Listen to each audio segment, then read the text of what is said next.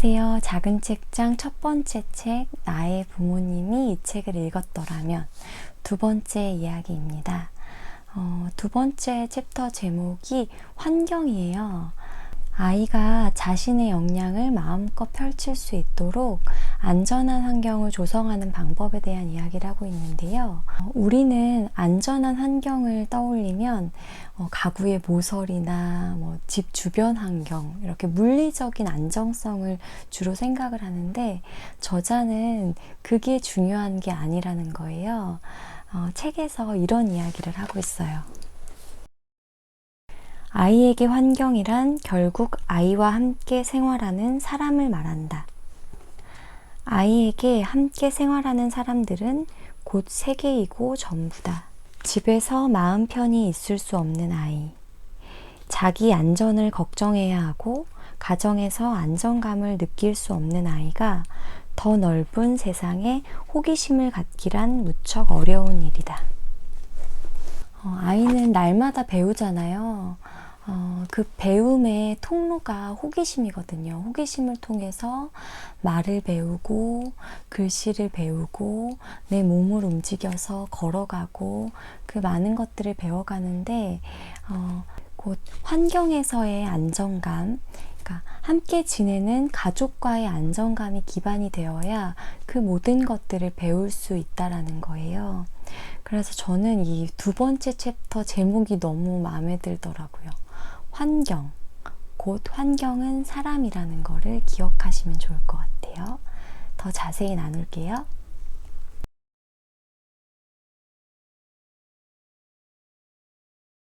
책에서 소개하는 내용 중에서 우리가 자주 실수하게 되는 부분이 있어서 함께 좀 이야기를 해보려고 해요. 바로 팩트 테니스인데요. 저자는 이렇게 이야기하고 있어요.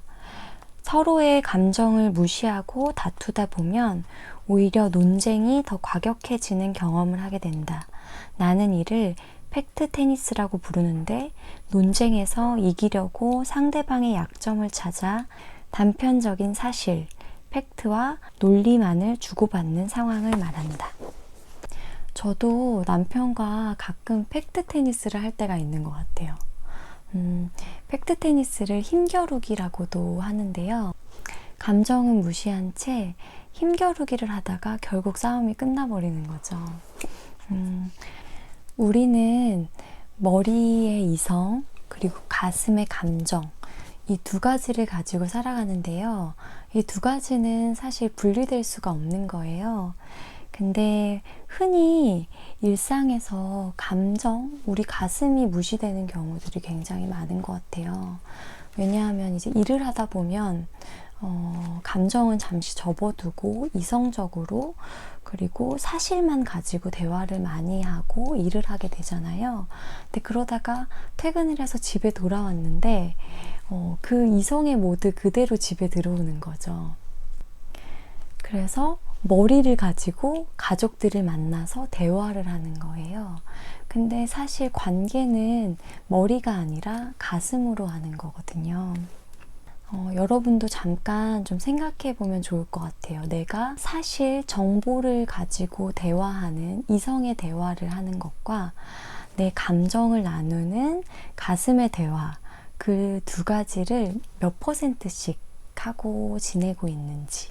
우리가 평소에 남편 혹은 아내, 가족들과 감정을 나누는 대화를 하지 않으면서 갈등이 생겼을 때 자신의 감정을 말하기란 굉장히 어려운 일일 거예요. 그러다 보면 정말 사소한 일인데도 팩트 테니스, 힘겨루기가 계속 일어나는 상황이 있을 수 있어요. 내가 옳아, 너는 틀렸어. 근데 사실 속마음은 내가 오늘 좀 피곤해서 너에게 좀 위로받고 싶어. 나는 너에게 중요한 사람이라는 거를 너가 좀 표현해 줬으면 좋겠어. 이런 속마음이 있는데 이 속마음은 들키지 않으려고 꼭꼭 숨겨두고 그냥 겉으로 드러나는 사실만 가지고 대화를 하는 거예요. 우리는 흔히 자신의 감정을 속살이라고 생각해서 잘 보이고 싶지 않아 하는 경향이 있는 것 같아요. 근데 그러면서 가까운 가족들은 가족이기에, 그러니까 사랑하는 사람이기에 내 마음을 좀 알아주었으면 하는 그런 좀 마법과 같은 바램들을 가지고 사는 거죠. 그래서 저자는 그 팩트 테니스를 해체시키라고 설명을 하고 있는데요. 제가 또 한 가지 팁을 설명드리면, 갈등이 일어났을 때 우리는 끓고 있는 냄비라고 생각을 하시면 좋아요. 끓고 있는 냄비가 보글보글 끓고 있으면 김을 빼줘야지 그 냄비 안에 있는 내용물을 확인할 수가 있잖아요. 그것처럼 모락모락 나는 김이 우리의 감정인 거예요. 그래서 우리의 감정을 드러내고 서로 주고받고 그 감정이 빠진 후에야 안에 있는 내용물, 사실, 실제 상황에 대한 대화도 할 수 있는 것 같아요. 그래서 이 끓고 있는 냄비를 기억하시고 다음에는 꼭 감정을 나누는 대화를 시도해 보시면 좋을 것 같아요. 근데 아까도 설명드렸지만 평상시에 내 감정을 나누지 않으면서 갈등이 됐을 때 내 감정을 드러내기란 더 어려운 것 같아요. 그래서 오늘 가족들과 한번 감정을 나누는 대화를 시도해 보셨으면 좋겠어요. 저자는 챕터 마지막 부분에서 교감 나누기에 대해서 이렇게 이야기하고 있어요. 매일 이루어지는 사소한 교감이 모여 상대를 향한 호의를 형성하고 나도 받은 것을 베풀겠다는 마음을 품게 된다. 작은 교감을 나눌 수 있는 감정 대화를 서로 시작해 보는 거예요.